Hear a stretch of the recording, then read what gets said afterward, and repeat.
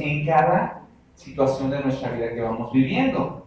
El día de hoy vamos a hablar de un tema que es bien interesante, porque a mí me gusta mucho la historia. A mis hijos no les gusta la historia, de hecho es una de sus materias más desagradables en la escuela. No les gusta la historia. ¿A cuánto les gusta la historia en la Biblia, pero también la historia en secular? ¿Cuántos sacaron 10 siempre en historia?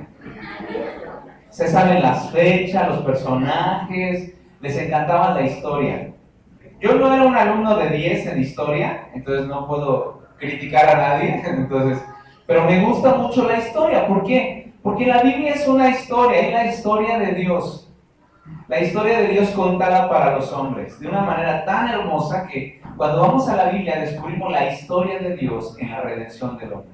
Y me encanta porque cuando veo la historia, veo que cíclicamente, vez tras vez, estamos frente a una realidad que desde el año más o menos 40 después de Cristo, cuando el apóstol Pablo fue salvo, después un poco antes, pero yo sitúo entre el 30 y el 40 después de Cristo, cuando el apóstol Pablo fue salvo, el Señor Jesús ya venía diciendo algunas cosas en su ministerio público entre los años 30 y 33 de nuestra era.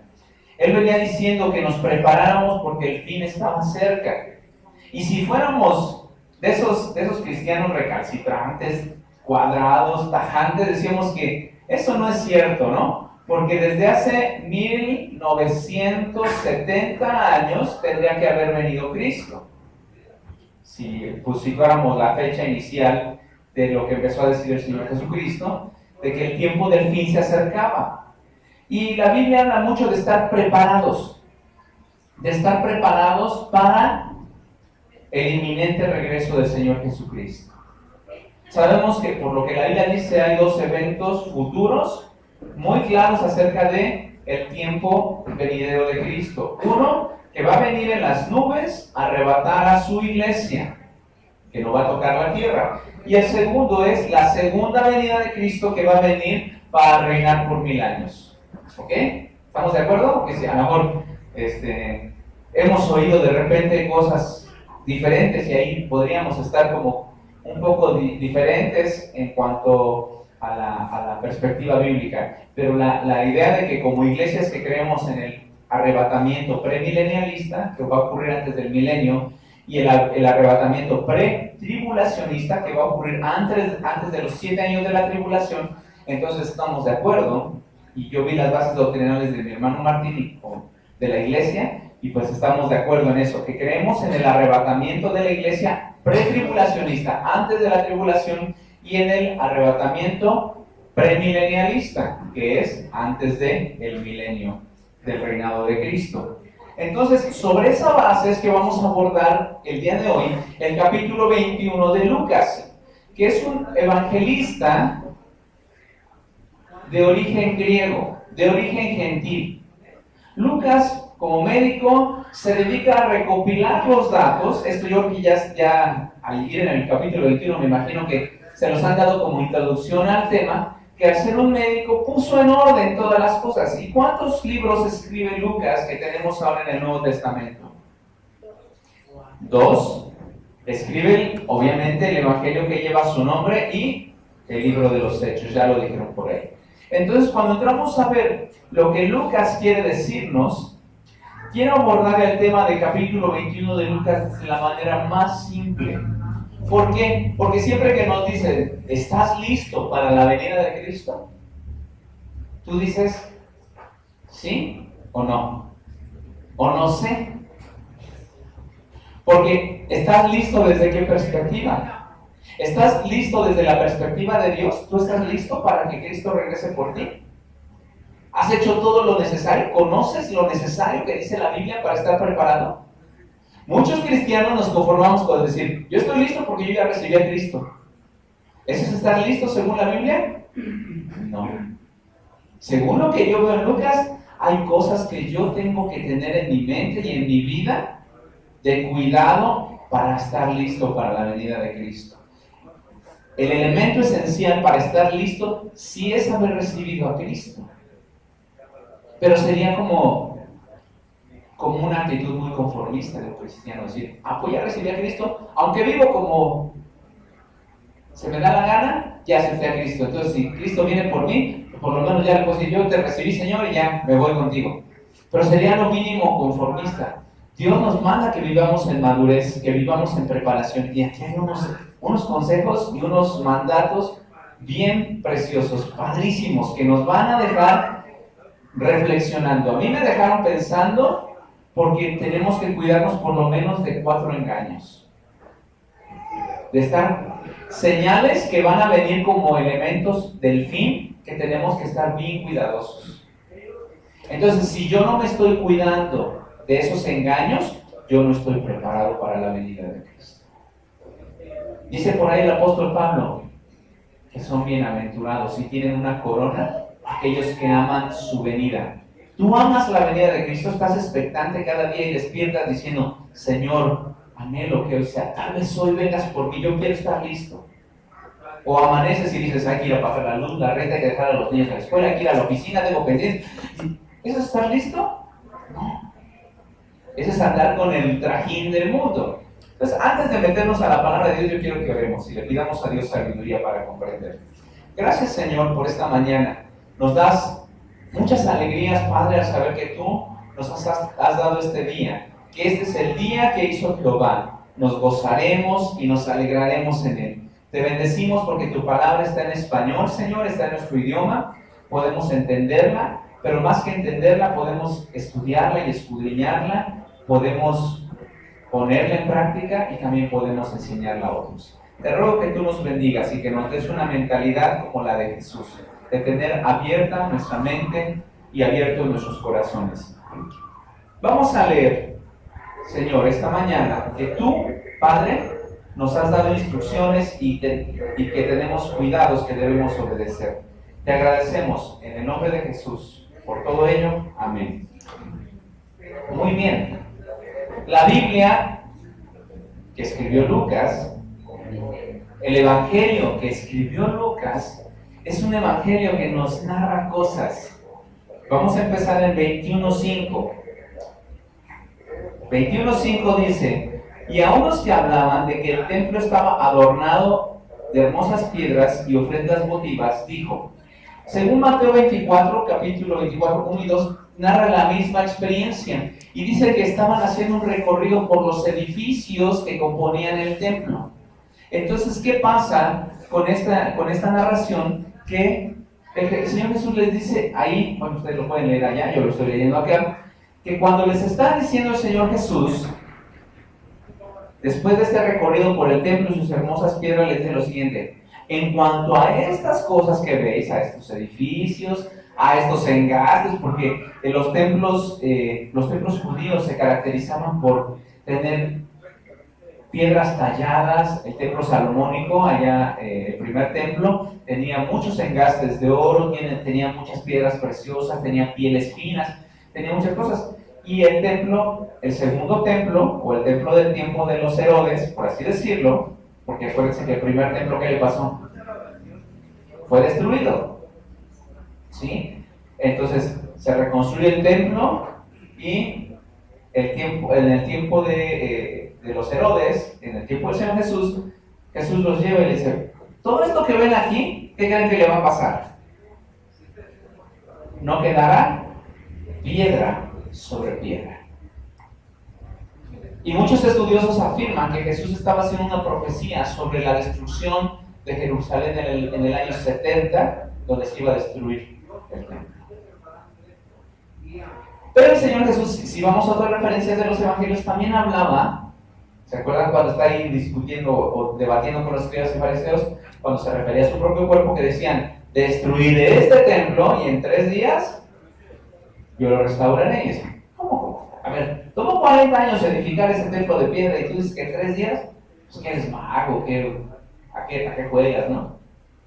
Entonces la gente no entendía mucho este juego de palabras, pero el Señor Jesús quería dejarles una enseñanza. Entonces surge una pregunta, que es lo que nos lleva al siguiente párrafo, versículo 7. Y le preguntaron diciendo, Maestro, ¿cuándo será esto? ¿Cuándo será destruido esto y cuándo ocurrirán estas cosas? ¿qué señal habrá cuando estas cosas estén para suceder? Entonces Jesús ahí aprovecha para darles precisamente estas instrucciones sobre las señales que hacen que una persona esté alerta respecto a la venida de Cristo. Señales antes del fin. Por eso yo les preguntaba, hoy día hay muchas cosas que están ocurriendo en este mundo. ¿No es así? En el día de hoy está Ucrania en guerra. ¿No es así?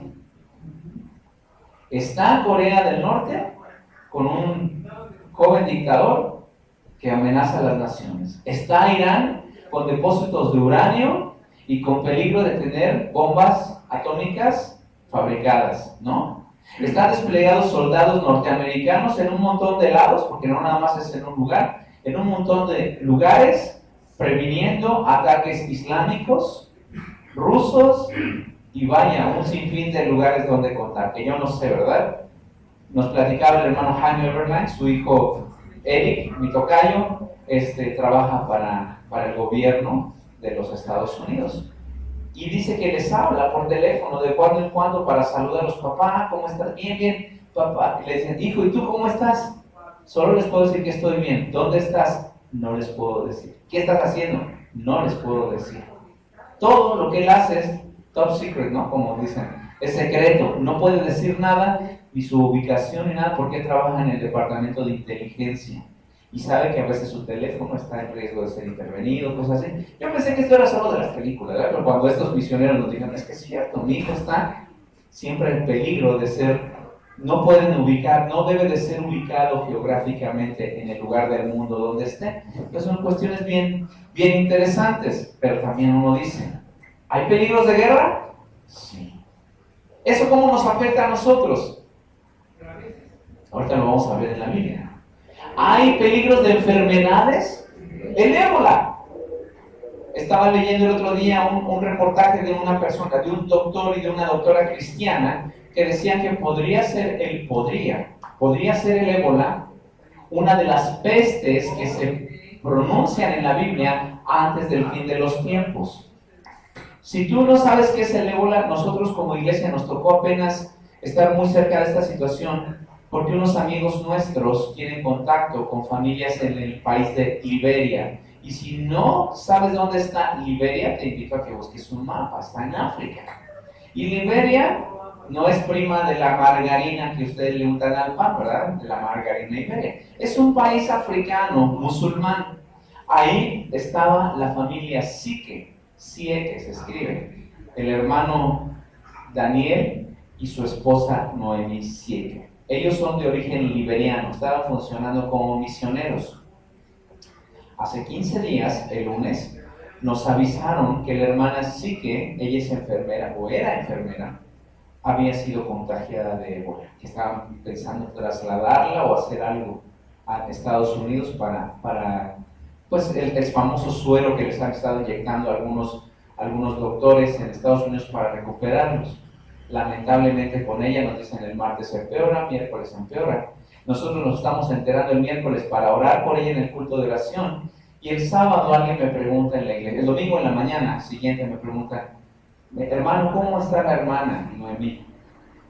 Y me meto a mi correo electrónico y veo, hermanos, lamentablemente el jueves pasado nuestra hermana pasó a la presencia del Señor. Dejó 3 hijos y a su esposo en el campo misionero. Tal vez para nadie de nosotros signifique nada importante, un hijo más de Dios que pasa a la presencia de Dios. Pero cuando uno ha perdido un familiar que sirve al Señor y sabe uno, cuando ha estado uno cerca en el campo misionero, cerca de los misioneros, o es uno parte de un comité de misiones, un trabajo misionero. Bueno, yo no conocía a la hermana Noemí, pero mi corazón por unas horas estuvo muy triste antes de empezar el servicio el domingo. Me cayó como un balde de agua fría. ¿Qué Ice Bucket Challenge ni qué nada, verdad? ¿Qué reto del cubetazo con hielo? No, me cayó literalmente la noticia con un peso en mi corazón. Porque ese fin de semana nosotros teníamos un evento misionero y yo se los compartí a los del comité. Qué tremenda noticia, que estás empezando apenas a enterarte para orar por una persona y te avisa que ya partió con el Señor. Entonces tenemos que también, ¿qué tiene que ver esto, las pestes y las enfermedades, con el estar listos para la venida de Cristo? También Lucas lo aborda. ¿Qué tiene que ver con los engaños sociales y los programas políticos y todo esto? También tiene que ver esto. Y muchos estamos descuidados de todos estos asuntos, pero en el fondo de nuestro corazón queremos decir, estamos listos para partir con el Señor, y yo creo que no estamos verdaderamente preparados. ¿Cuáles serán algunas señales del fin? Primer engaño, versículo 8. Entonces él dijo, mirad que no seáis engañados, el engaño religioso o el engaño doctrinal, porque vendrán muchos en mi nombre diciendo, yo soy el Cristo, y el tiempo está cerca, mas no vayáis en pos de ellos. Y es un tiempo de estar cuidadosos, de no salir engañados. Es la primera manera de no estar, de no ser engañados y estar preparados para la venida o el fin de los tiempos. Si tú dices, es que yo soy bien capaz de discernir todo, dice Proverbios 1, 8 y 9 que el principio de la sabiduría es el temor de Jehová. Y si yo quiero ser una persona sabia, tengo que tener cuidado de qué estoy haciendo en cuanto a mi crecimiento espiritual. ¿Sabes? Si tú eres un joven o una persona normal, hoy día la mayoría de los programas de televisión enseñan, por ejemplo, me llama mucho la atención que a partir del mes de septiembre no veo casi yo televisión, porque no me gusta, especialmente los programas estos, pero la barra del Canal 5 estaba viendo que todo es de vampiros, de monstruos, de espantos y de sustos desde las 4 de la tarde hasta las 11 de la noche. No hay nada que ver, solo cuando hay fútbol, ¿verdad? Pero todos los programas, La Hora Embrujada, Vampire Diaries, el diario de los vampiros y un montón, la verdad es que solo ven los títulos, uno dice, esto es puro ocultismo. Y está pintado de cosas para jóvenes. Entonces, jóvenes, aguas, porque a lo mejor no me alcanzan a oír aquí, pero algunos jóvenes acá sí. Ojo, porque todo lo que nos están vendiendo son cosas que nos alejan nuestra mente de las cosas de Dios. Y nos hacen pensar en cosas demoníacas, en cosas que no tienen fundamento positivo para nuestra vida. Y lo peor es que algunos adultos, y que nos llamamos cristianos, ahí estaremos viendo, ¿verdad? Si tú ves, el otro día platicaba con mi esposa y con mi hija, ¿cuál es la temática básica de la fábrica de sueños de Televisa, de las telenovelas? Están enseñando puras cosas de infidelidad, inmoralidad, engaños, adulterio, mentiras, puras, o sea, una telenovela está basada en estos principios. Es que es una telenovela rosa. Pues de rosa no tiene nada, porque aún la trama infantil también tiene mucho de esto: engaño, mentira, adulterio, infidelidad, tranza, fraude. O sea, eso es lo que quiero aprender. Tenemos que cuidarnos. ¿Por qué? Porque lo que el mundo nos está ofreciendo es una mentira. Y se van a levantar muchos falsos cristos. Algunos dirán, yo por eso escucho o veo el cable, ¿verdad? Veo el canal de enlace. Por favor, tengamos cuidado. Tú participaste en el bibliotón o oratón. Algunos mexicanos han participado en eso, que mandan sus peticiones, mandan sus oraciones y donativos y eso. Y cientos de personas, miles de personas envían ofrendas y donativos a organizaciones, que les voy a decir, que ni siquiera conocen. Ojalá si fuéramos dadivosos con nuestra propia iglesia, con los pobres, los enfermos y los necesitados de nuestra propia comunidad. A veces mandamos dinero, depositamos dinero a organizaciones que nos dicen, somos cristianos, pero no sabemos nada de ellos. Tengamos cuidado porque se levantan falsos cristos, falsos maestros que dicen, tú sígueme y yo te voy a hacer rico, ¿no? Deposita 100,000 pesos en mi cuenta y tú vas a ser rico porque le estás creyendo a Dios. ¿Eso es de Dios? Yo lo dudo. Pero algunos caemos en ese engaño. Somos ingenuos. ¿Por qué? Porque no estamos preparados. no estamos preparados. Entonces, tengamos cuidado. ¿Quién se está parando enfrente de nosotros y nos está diciendo, yo soy tu profeta, yo soy tu maestro, yo soy tu pastor?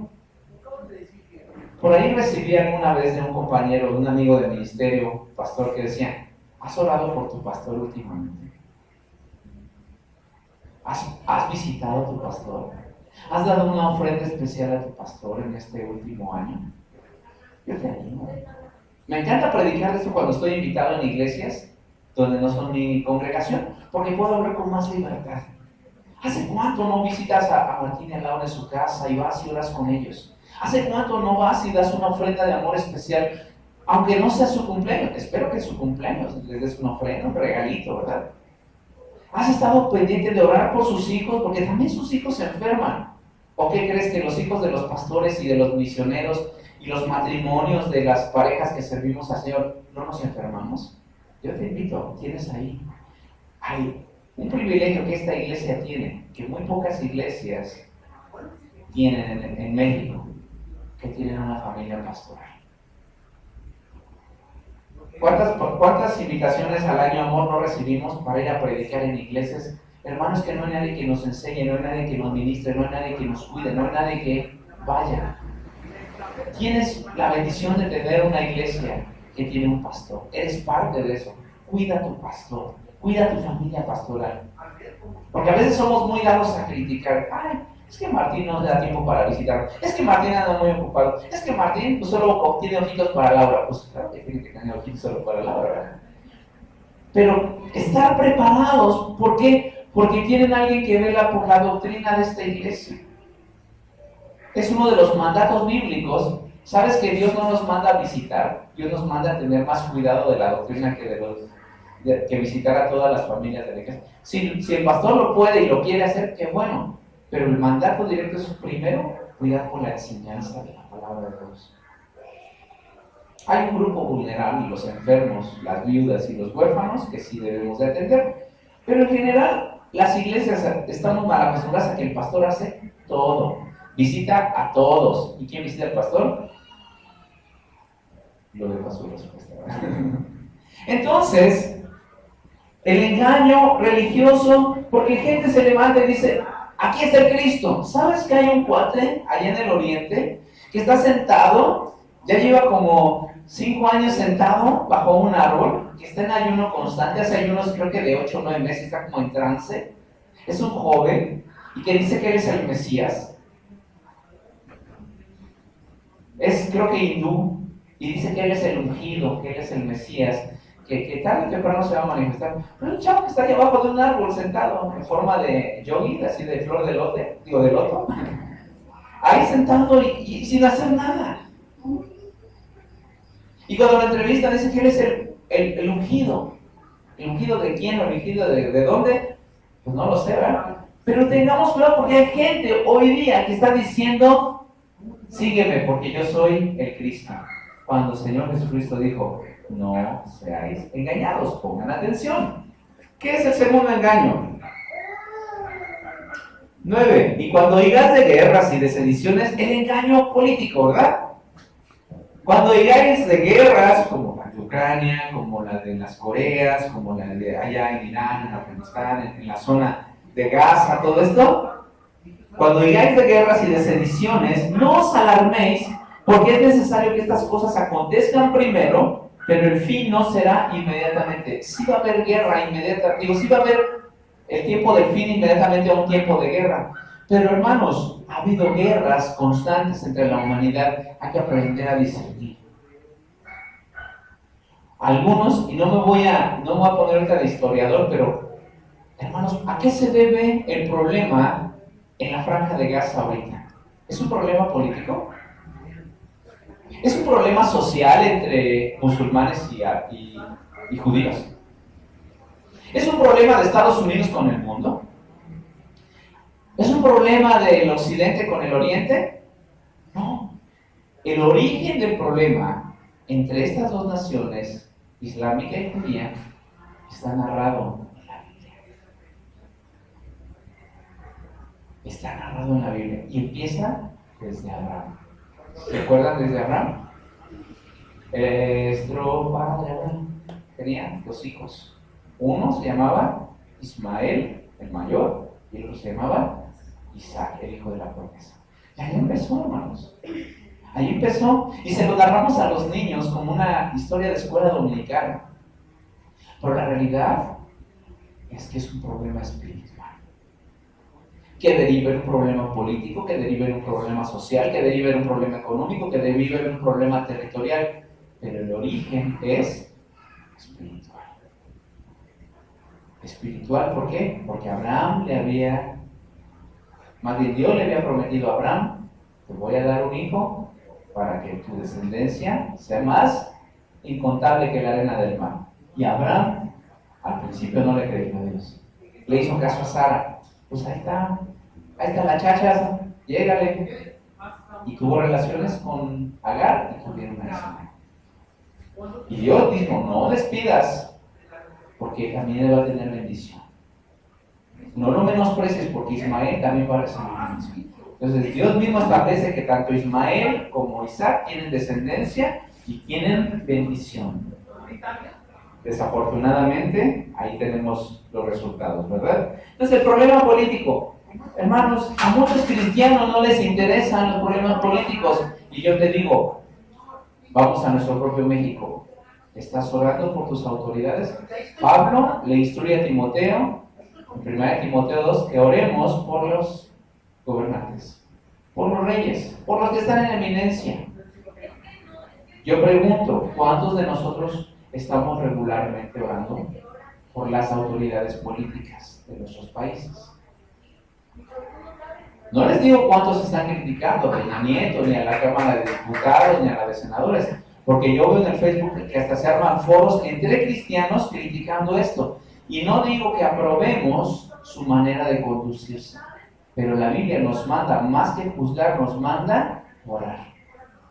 Y si invirtiéramos el mínimo tiempo en orar, nuestro corazón estaría más tranquilo, que Dios, como Dios soberano, está en control de las situaciones políticas y económicas de nuestro país. Cumpliríamos mejor con áreas de importancia para la iglesia, como la Gran Comisión, como el sostenimiento de nuestros líderes, como el envío a nuevas colonias de gente para evangelizar, que ocuparnos de estar juzgando, criticando.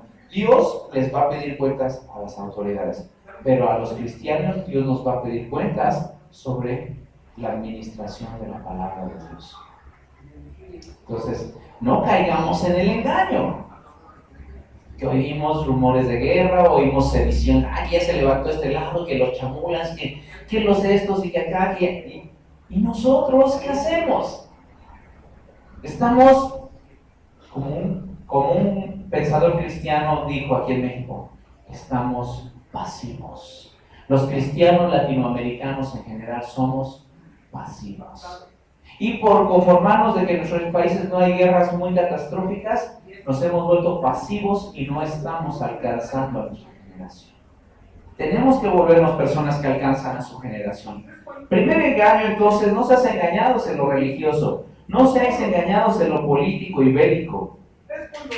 Porque dice el versículo 10, entonces les digo, se levantará nación contra nación y reino contra reino, y habrá grandes terremotos y en diferentes lugares hambres y pestilencias, y habrá terror y grandes señales del cielo. Pero antes de todas estas cosas os echarán mano y os perseguirán, y os entregarán a las sinagogas y a las cárceles, y seréis llevados ante reyes y ante gobernadores por causa de mi nombre.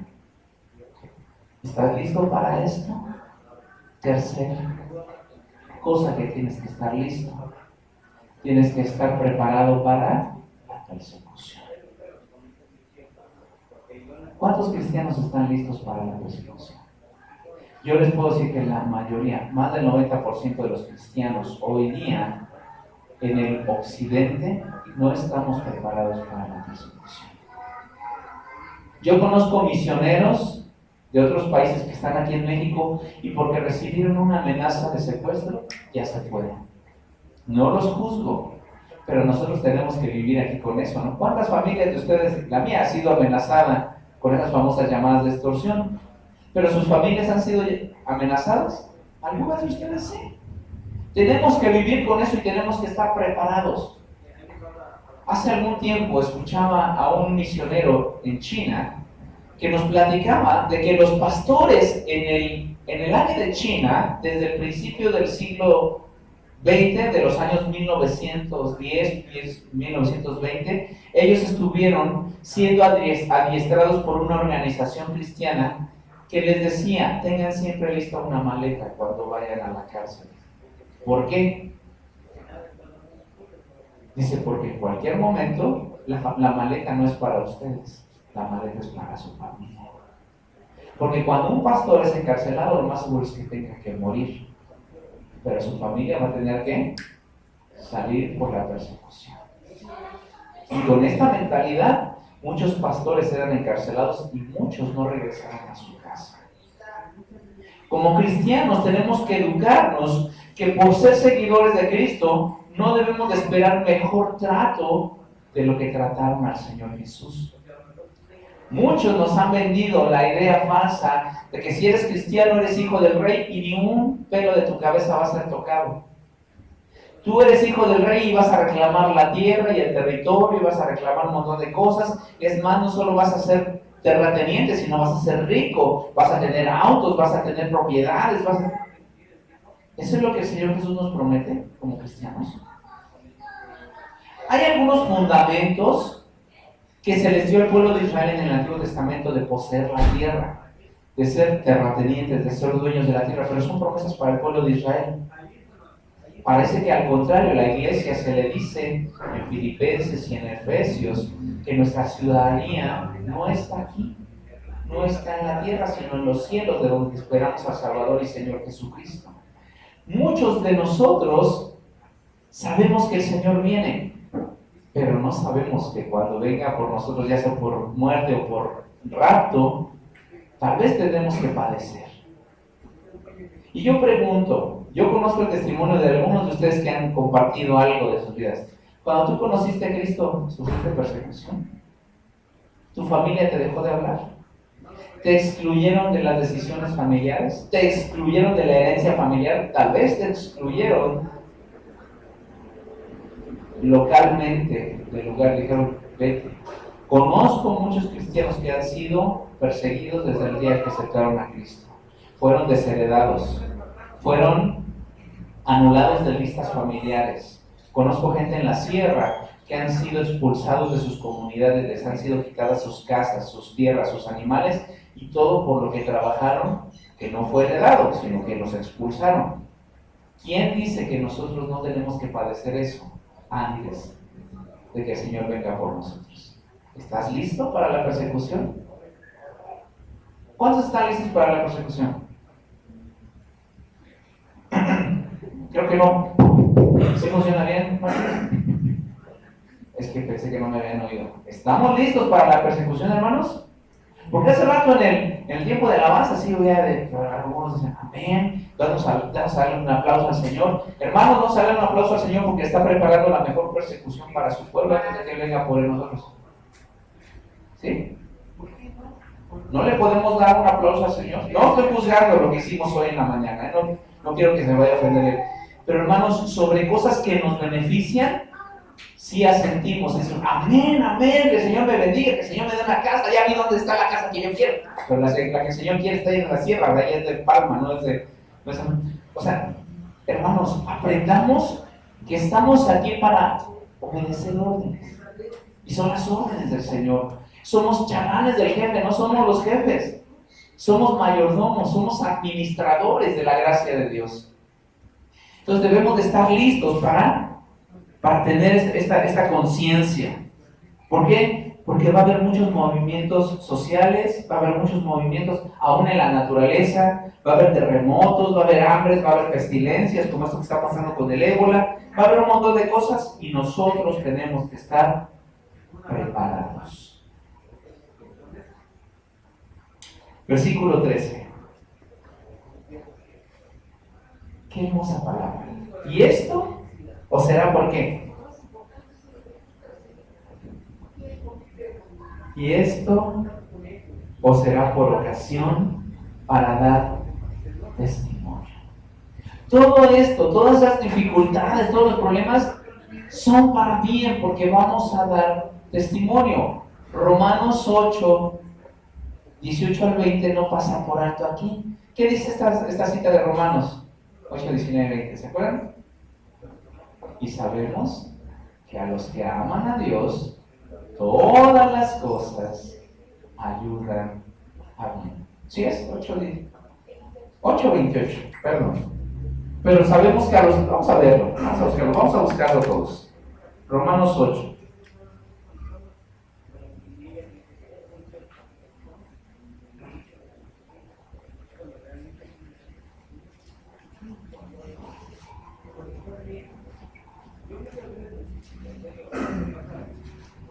Ocho 28, sí, gracias. Y sabemos, leamos todos, y sabemos que a los que aman a Dios, todas las cosas les ayudan a bien. Esto es, a los que conforme a su propósito son llamados. ¿Sí creen que a la iglesia de Dios, al pueblo de Dios, le ayude a bien que se levanten falsos cristos? ¿Que se oigan guerras y rumores de guerra? ¿Que vengan engaños? Sí. ¿Sabes por qué? La Biblia dice que es necesario que todo esto acontezca para que se manifiesten los verdaderos creyentes. Qué fuerte está la prueba, ¿verdad? Yo pregunto otra vez, esa fue mi pregunta al inicio. ¿Estamos listos para que venga el tiempo del fin? Espero que mi razonamiento respecto a que no solo decir soy cristiano me diga que estoy listo. Porque mi conversión ocurrió tal vez hace varios años. ¿Y qué he hecho en todos esos años? He estado creciendo en mi fe.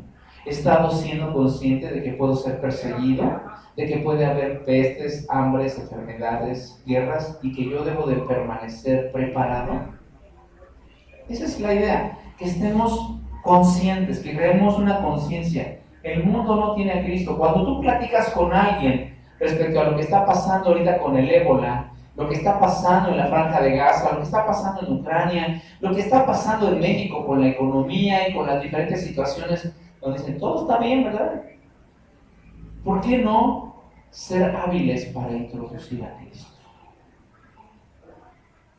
Mañana vas a oír muchas quejas, hoy a medianoche, después de las 2, entra el siguiente gasolinazo, septiembre, ¿verdad? Y yo te aseguro que mañana en la oficina, en la escuela, en los ámbitos, vas a escuchar muchas quejas.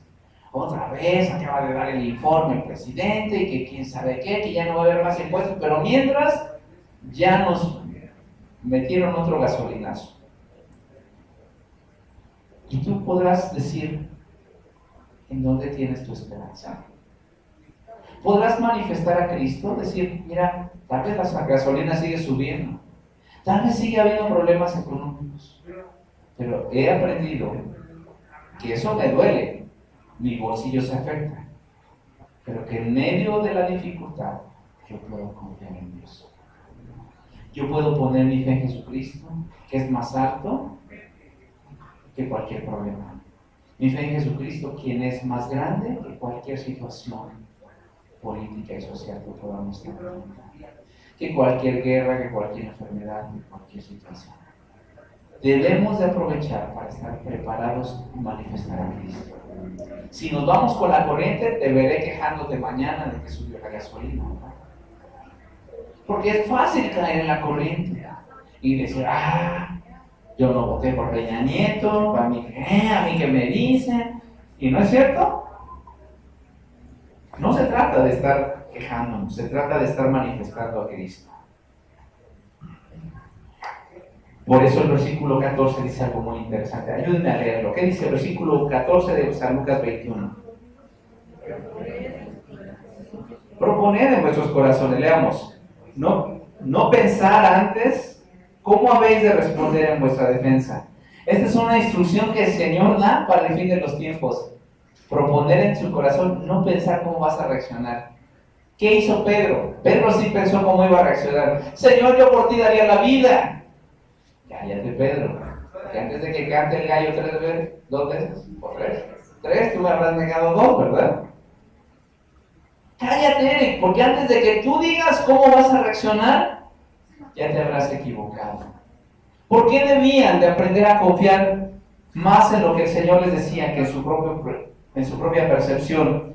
Dice el versículo 15, porque yo les daré palabra y sabiduría, la cual no podrán resistir ni contradecir todos los que se oponen. La instrucción para el fin de los tiempos a los que ven este mensaje es confiar en el Señor. No estar, si me dicen esto, yo contesto de esta manera. Si me dicen esto, yo contesto. No, estar libres de la tentación de querer resolver las cosas a nuestra manera, de buscar resolverlas como Dios quiere. Entonces es otro peligro del que debemos de cuidarnos, ¿verdad? Ahora, versículo 16, continúa el asunto de la persecución. ¿Nos gusta lo que estamos leyendo, hermanos? Pareciera que no viene a dar un mensaje muy anímico, ¿verdad? Qué bonito, hermanos, nos van a perseguir. Dice, ¿serían entregados por vuestros padres? ¿Cuántos tienen papás aquí todavía? Cuídenlos, cuiden lo que hacen sus papás, ¿eh? ¿Seréis entregados aún por vuestros padres y hermanos y parientes y amigos? ¿Y qué más? ¿Qué dice ahí? Y matarán a algunos de ustedes. Amén, no oigo ni un amén desde que empezó la predicación, ¿eh?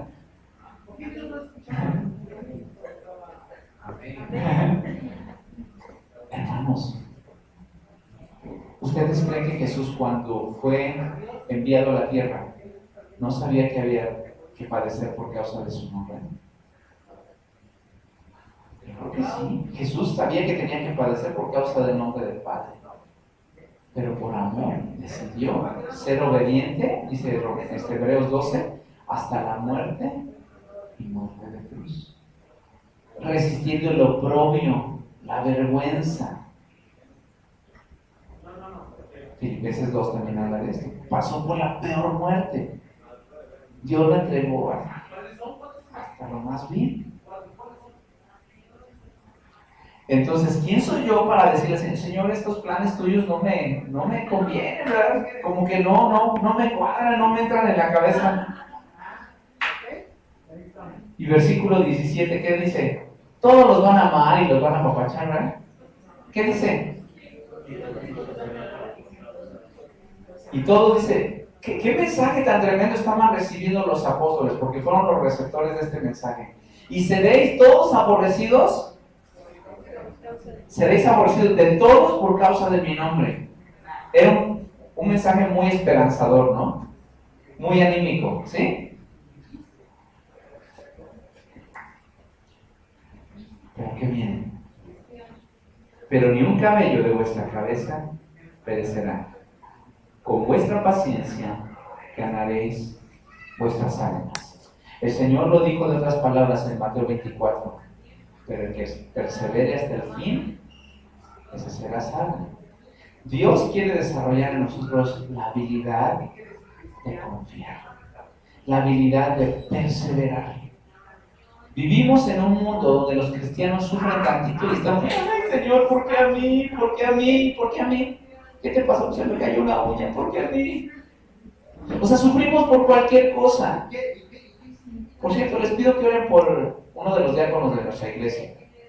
El día viernes en la noche, a su esposa le apuntaron con una pistola en la cabeza y la bajaron de su coche, ¿verdad? Y sus niños estaban ahí presentes. Gracias a Dios, ni un cabello de su cabeza fue tocado. Se llevaron el auto. Y platicando hoy que en la mañana tuvimos junta, antes de venirme para acá, tuvimos junta y platicábamos de esto, ¿cómo está? Dice, pues está muy nerviosa, está muy asustada. Dice, pero estamos agradecidos de estar bien, de estar vivos todos. Hermanos, a veces tenemos que estar pasando por cosas que decimos, esto no es necesario.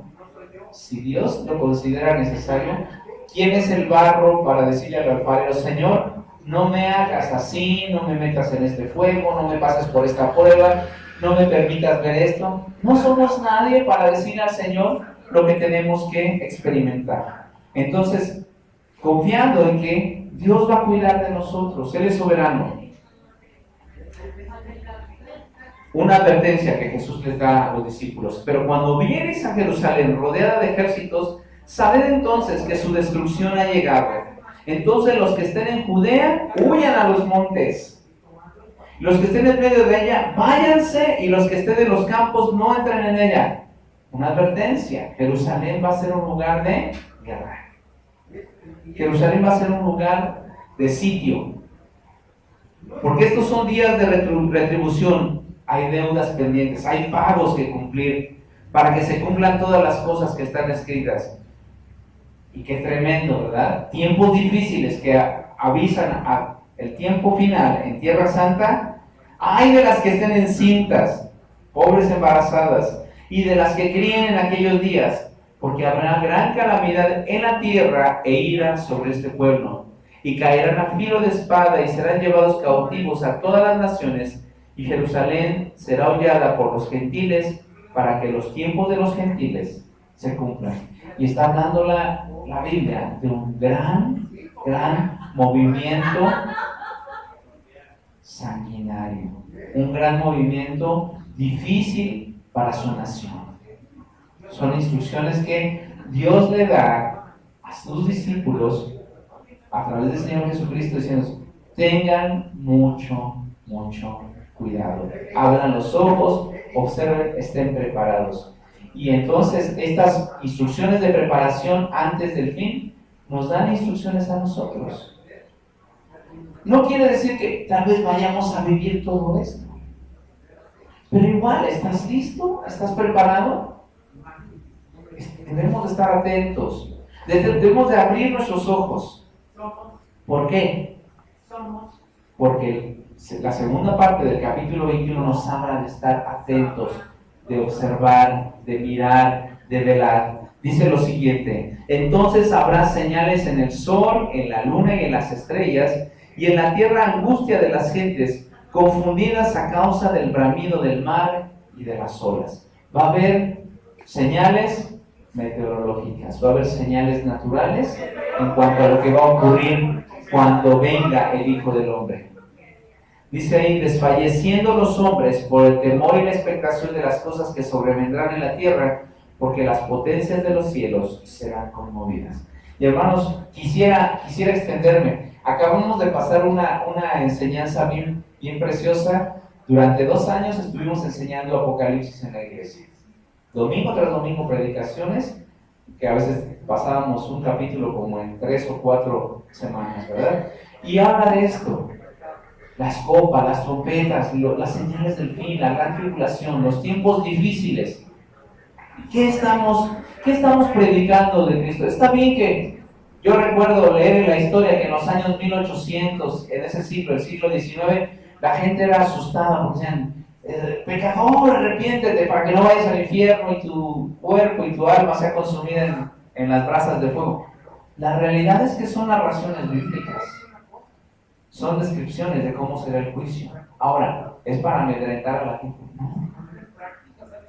Es para darle esperanza de que si tiene a Cristo va a ser librado de todas esas cosas. Es muy diferente cómo compartimos a Cristo: por esperanza o por miedo. Y debemos de comunicar esperanza. El cristiano debe de comunicar el Evangelio a través de la esperanza, a través de la esperanza de gloria que es en Cristo Jesús. Es que mis familiares no son cristianos y me da miedo que ellos no acepten a Cristo. Pues predíqueles. Así como ese comercial, hábleles del Señor. ¿Por qué? Porque no sabemos cuándo vendrá ese momento, pero debemos de estar preparados. Dice: entonces verán al Hijo del Hombre, la gran venida del Hijo del Hombre, que vendrá en una nube con poder y gran gloria. Y dice el versículo 28: cuando estas cosas comiencen a suceder, erguíos y levantad vuestra cabeza, porque vuestra redención está cerca. Y un cristiano que sabe que está sufriendo por causa del nombre del Señor Jesucristo, así sea en este tiempo, en el venidero, siempre va a estar con la cabeza en alto.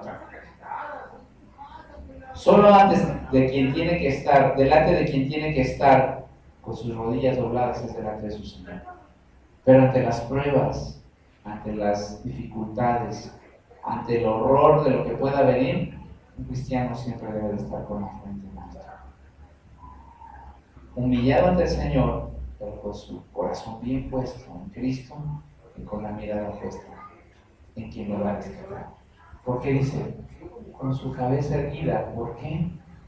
Sabes que tu redención está cerca. Señor, tú conoces mi sufrimiento, tú conoces mi padecer. Conozco algunas familias, hermano. Yo tuve personalmente la experiencia de perder a mi madre muy joven y fue una experiencia muy dolorosa. Pero conozco familias que sus hijos, hermanos, madres han sido asesinados, otros han muerto de cáncer. Casi en una generación se ha acabado su familia. De hecho, hay un joven que dice, tú no me hables de Dios a mí. Tú no me hables de Dios a mí. ¿Por qué? De hecho, es familiar, es el yerno de una hermana que asistía con nosotros a la iglesia. Dice, no me hables de Dios a mí porque Dios se llevó a mi papá, a mi mamá la asesinaron, o sea, cosas así bien fuertes. Y yo digo, Dios tiene planes como por algo es el yerno de la hermana, ¿verdad? Y se está orando por él, se está orando por esta familia, pero cuando un cristiano sabe que todas estas cosas ocurren para bien, uno las va discerniendo. Pero mientras hay que sufrirlas. Ahora, viene una parábola, la higuera, y es una ilustración con la que nos lleva al final del capítulo. Mirad la higuera y a todos los árboles. Cuando ya brotan, viéndolos, sabéis vosotros mismos que el verano ya está cerca. Cuando vienen los brotes de los árboles, todo está cerca, viene el tiempo de la cosecha. Así también vosotros, cuando veáis que suceden estas cosas, sabed que está cerca el reino de Dios. De cierto os digo, que no pasará esta generación hasta que todo acontezca. ¿Qué significa esto de que no pasará esta generación hasta que todo esto acontezca? ¿Ya nos pasamos del tiempo?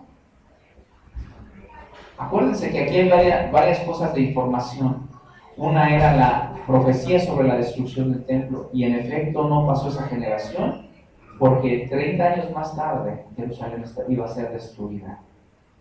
Iba a venir la destrucción. También en esos años vendrían cosas abominables de los césares, de los gobernadores romanos, tanto que algunos pensaban que ya venía el anticristo, ¿no? Cuando, por ejemplo, Daniel capítulo 9, 11 y 12 habla de la famosa desolación, abominación desoladora, ¿verdad? Y decían que va a haber cuestiones en el templo en los años futuros de destrucción y de sacrilegios, ofrecer sacrificios aborrecibles a Dios. Y algunos, cuando Antíoco Epífanes, este gobernador de origen romano, pues ofrece un puerco en el altar, pensaron, este ya es el anticristo. Entonces se crearon mucho un ambiente de alarma, decir, ya viene el fin. Y además por eso decía, todas estas situaciones o estos sucesos han sido cíclicos, han sido preparativos para cuando venga. Como dice la palabra, son como sombra de lo que ha de venir. Y cuando venga esa desolación, ese tiempo como no habrá nunca, ni ha habido jamás en la tierra, si nos toca vivir lo previo a eso, debemos estar preparados. No nos va a tocar, según lo que queremos de la Biblia, estar en la gran tribulación, ni en esos tiempos de desolación. Pero debemos de preparar, enseñar la palabra de Dios, de que eso es inminente, que eso es verdad, porque todas las profecías de Dios se han cumplido hasta el día de hoy. Entonces no tendría por qué no cumplirse respecto a las cosas futuras. Versículo 33 nos dice, el cielo y la tierra pasarán, pero mis palabras no pasarán. Sabemos, por lo que dice la Biblia, que va a haber cielos nuevos y tierras nuevas, y va a pasar toda esta generación, va a pasar este mundo, esta creación, y el mundo como lo vivimos hoy día, como lo vemos hoy día, no va a prevalecer. Va a haber en el futuro cielos nuevos y tierra nueva. Por eso el Señor Jesús dice, mis palabras no pasarán. Y la conclusión a la que llega es, mirad por vosotros mismos, que vuestros corazones no se carguen de glotonería y embriaguez y de los afanes de la vida, y venga de repente sobre vosotros aquel día. No estemos distraídos. ¿No es cierto que mucha gente ni espera el juicio de Dios? Como en los tiempos de Noé, casándose, dándose el matrimonio, comiendo, bebiendo, embriagándose y en glotonería diciendo, eso de la Biblia son puras fábulas. O como los engaños de las doctrinas de nuestros días, ¿no? ¿Qué pasa con, por ejemplo, la doctrina de los testigos de Jehová? No tengo nada contra los testigos de Jehová, porque necesitan a Cristo. Pero primero dijeron que Cristo venía en 1914, luego en 1918, luego en el 20, y luego al 24, y luego dijeron que ya vino, que anda por aquí desde los años 70. Eso no es cierto. Porque la Biblia descubre que el retorno de Cristo es inminente. Que todo el mundo lo va a notar. Todo el mundo lo va a ver. No es un asunto de que anda disfrazado, anda en la secreta, nada. Algunos cristianos ya andan en la secreta, ¿verdad? No se declaran como cristianos. Pero esas no son cosas verdaderas, esas doctrinas de que Cristo ya anda aquí, presente en carne. La Biblia dice que todo ojo le verá y todo el mundo se va a dar cuenta de su manifestación. Ahora, no se carguen con estas palabras, ¿verdad? Dicen, pues ¿qué entonces qué hacemos? Si Cristo ya viene y yo estoy sin esperanza, comamos y bebamos que mañana moriremos, ¿no? No debe ser la actitud. Dice, no se carguen de glotonería, no se carguen de embriaguez ni de los afanes de esta vida, y venga de repente sobre vosotros aquel día. Porque como un lazo vendrá sobre todos los que habitan sobre la faz de la tierra. ¿Y qué es la instrucción final? Velad, pues, en todo tiempo orando. Una de las cosas por las que yo creo que la iglesia no está lista para la venida de Cristo, ¿cuántos pasamos largos tiempos de oración? No pasamos orando. Lean biografías como por ejemplo, David Livingstone. ¿Quién era David Livingstone? ¿Alguien ha oído la biografía de David Livingstone? Porque era una escuela, ¿no? Una escuela de origen cristiano por ahí. David Livingstone. David Livingstone es un misionero que fue al África. De hecho, es uno de los hombres que diseñó la cartografía por sus viajes. Hizo viajes misioneros y él era un buen dibujante, un buen trazador, era una persona muy diestra. Y muchos de los mapas de esa zona donde él estuvo ministrando como misionero se preservan hasta hoy como base para la cartografía. Cuenta la historia de David Livingstone, que él oraba por los países o la gente no alcanzada de África. Y decían que cuando él murió, encontraron su cuerpo ya muerto, junto a su cama, y junto a su cama había, en la madera o en el piso, había 2 surcos donde él ponía sus rodillas. No quiero ser como fantasioso, pero conozco y sé que hay gente de oración. Hace algunos años falleció un hermano en nuestra iglesia que estaba enfermo del corazón y decía, hermanos, Dios nada más me permite a veces dormir 2-3 horas diarias porque mi corazón ya no aguanta estar acostado. Y yo le decía, hermano, se llamaba Manuel el hermano, ¿y qué hace usted, hermano? Dice, pues, saco mi Biblia un par de horas. Y si cuando ya acabo de leer mi Biblia, leer 2 horas la Biblia no es cualquier cosa, ¿verdad? Pero dice, leo 2 horas la Biblia, como a las de 2 a 4 de la mañana. Y le digo, ¿qué hace después de las 4 hasta las 8 de la mañana? Dice, saco el directorio de la iglesia. Dice, y todos los días me pongo a orar 3-4 horas por cada uno de los miembros de la iglesia. Y tengo fotos de la familia, de misioneros, sus nombres, y me pongo a orar por cada persona. Y le digo, hermano, ¿y esto lo haces diario? Sí, hermano. Dice, pues no tengo otra cosa que hacer. Esa hora no puedo despertar a nadie en mi casa. Dice, prendo mi lamparita y ahí el hermano ya partió con el Señor. Pero un hombre de oración que no tenía métodos sofisticados, solo sacaba los directorios de la iglesia y enunciaba cada nombre, cada persona y los presentaba delante de Dios. De todos los misioneros que conocía, sacaba sus nombres, los de sus familias, los de sus hijos, y enunciaba cada nombre y decía, Señor, te pido lo presento ante ti, te doy gracias. Y me quedé yo increíblemente asombrado. Porque la Biblia dice, velad y orad. ¿Y realmente estamos velando y orando? ¿Cuánto tiempo tenemos para orar todos los días? Podríamos estar orando sin cesar todo el día, mientras hacemos.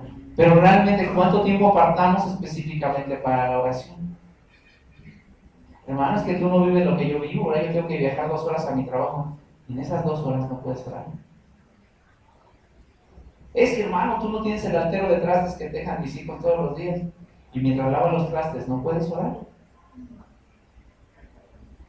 Hermanos, aprendamos a optimizar el tiempo, a aprovechar el tiempo, porque yo creo que esa es una de las cosas más valiosas que hacen que la iglesia esté preparada para el encuentro con su Salvador. Dice, velad pues en todo tiempo orando. ¿Y por qué vamos a orar?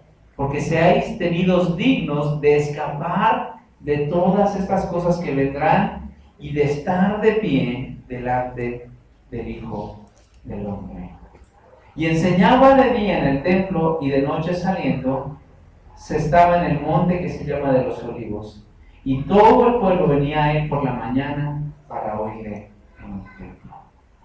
Hermanos, vuelvo a preguntar, ¿estamos listos para que Cristo venga por nosotros? Yo en lo personal, después de leer este capítulo y de meditarlo, no estoy listo. Estoy en el proceso. Me pongo las pilas y me pongo a escudriñar la Escritura, a doblar mis rodillas en oración, a estar atento de no ser engañado, porque hay señales en el mundo, si hay guerras, si hay hambre, si hay enfermedades, pero esto no es. Tengo que tener cuidado de mi corazón, de mi crecimiento espiritual, de mi vida. Tengo que estar anunciando de Cristo. ¿Tú estás listo?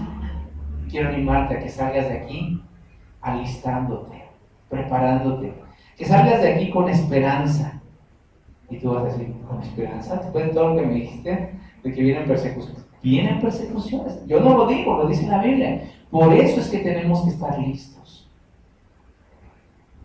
Porque cuando uno está listo, está consciente de lo que uno tiene que hacer, que es poner la mira en las cosas de Dios. Cuando uno no está listo, viene el mal y dicen, ¿por qué a mí, Señor? ¿Por qué me ocurrió esta cosa a mí? Entonces, cuando uno está listo, sabe lo que tiene que hacer, cómo hacerlo y cuándo hacerlo. No sé, a mí siempre me gusta hacer llamados desde el micrófono. Y tal vez tú tienes que decirle algo a Dios que nadie sabe. Tienes que confesar a Dios tu falta de fe, tu falta de compromiso. Tienes que reconocer que no has estado confiando en Cristo como debías. Y en esta mañana a lo mejor Dios te ha llamado a decir, hermano, por favor oren por mí. Aquí está su pastor, está Martín. Puede tomar el oración por ustedes. Pero hay alguien en esta mañana que Dios le está llamando a caminar más cerca de Dios. A lo mejor, no sé, me equivoco, pero a lo mejor hay alguien en esta audiencia que no ha puesto su fe en Jesucristo, que no ha invitado a Jesús a que perdone sus pecados y que venga a morar en su vida. Y hoy se ha dado cuenta de que sin Cristo su vida está vacía. Y quiere decirle al Señor, Señor, yo te entrego mi vida, pongo mi fe en ti. ¿Habrá alguien que no ha confiado en Cristo que hoy quisiera recibir a Jesús en su corazón y recibir perdón de pecados? Si hay alguien que tiene esta necesidad, levante su mano y dígale al Señor. Si en esta hora necesitas que Dios limpie tu vida, háblale a Dios. No te tardes, díselo. Díselo, Señor, aquí estoy. Sin ti no puedo. Y regreso a los hermanos. Si tú ya tienes tiempo de conocer al Señor, pero hay algo estorbando entre tú y Él en tu crecimiento espiritual, regularmente la Biblia dice que son pecados que no confesamos. Pero dice que si confesamos nuestros pecados, Él es fiel y justo para perdonar nuestros pecados y limpiarnos de toda manera. Si tú has estado invirtiendo tu tiempo, tu dinero, tu vida en otras cosas que no producen crecimiento espiritual, tal vez es hora de que los confieses. No sé cómo está tu relación con tus hijos, en tu matrimonio. No sé cómo está tu relación en cuanto a Dios, en cuanto a tus ofrendas, en cuanto a la administración de tu tiempo. Pero sería un buen momento de reconciliar. Hace rato mi hermano, antes de la cena del Señor, decía, necesitamos tiempo para reconciliación. Y qué mejor cerrar con ese momento. De salir bien reconciliados con Dios, bien preparados Así que venga lo que venga, vengan cosas duras, vengan cosas buenas, tú y yo estemos listos para la venida del Señor. ¿Estamos listos? Si hay alguien que quiera que oremos por él, indíquenos con su mano. No nos diga lo que tengamos, o sea, no tiene que decir todo por lo que oremos, pero dice, yo necesito oración. Gracias a Dios, hermanos, gracias a Dios. Gracias a Dios, hermanos. Vamos a ponernos de pie, después de haber levantado sus manos, y que el Señor use estas vidas de esta iglesia para dar luz a todo Iztapaluca, ¿no es así? Que todo Iztapaluca se entere de que aquí hay gente que ama a Dios y que quiere servirle y que puede esa gente ser parte del cuerpo de Cristo también. Vamos a orar. Amado Señor, muchas gracias por tu fidelidad, porque tu fidelidad es grande. Porque Señor, nos damos cuenta con tu palabra que necesitamos no solamente conocer a Cristo como Salvador, necesitamos confiar en Cristo en cada área de nuestra vida, hacernos no solo creyentes, sino hacernos discípulos, seguidores fieles, que crean profundamente las enseñanzas de la Escritura y que están listos para los tiempos futuros, pero también para vivir los tiempos presentes, aunque sean difíciles, aunque sean tiempos donde escasea el amor, escasea el temor de Dios, escasea la fe, que seamos personas que comunicamos un amor verdadero, un compromiso verdadero hacia Jesús. Señor, toma nuestra vida, toma nuestros pensamientos y aquellas personas que tienen una necesidad y que hoy han levantado su mano pidiendo oración, Señor, yo quiero presentarlas delante de ti, Señor, como hijos tuyos que necesitan que, Señor, tú que conoces todas las intenciones de nuestro corazón y nuestras necesidades, tú tomes, Padre, sus vidas en tus manos y, Padre, uses esas necesidades para mostrar tu poder y tu gloria. Señor, que si son necesidades materiales o económicas o de trabajo, pues que sean suplidas de acuerdo a tu voluntad. Pero si son necesidades espirituales, que tienen algún familiar enfermo, alguna necesidad de trabajo, algún problema familiar, problema de salud o desánimo espiritual, u otras situaciones, Padre, que nosotros desconozcamos, Señor, que tú obres y que tú actúes para que tú mismo recibas la gloria que tú mereces. Te agradezco, Señor, por esta mañana que nos has permitido estar aquí. Bendice cada una de nuestras vidas, bendice tu palabra, que no regrese vacía a ti, Señor, que cumpla su propósito de enseñarnos, de moldear nuestro corazón, y que tú recibas al final de todo la gloria y la honra a través de Jesucristo. En nombre de Cristo oramos. Amén. Que el Señor nos bendiga, hermanos. Pueden sentarse, por favor.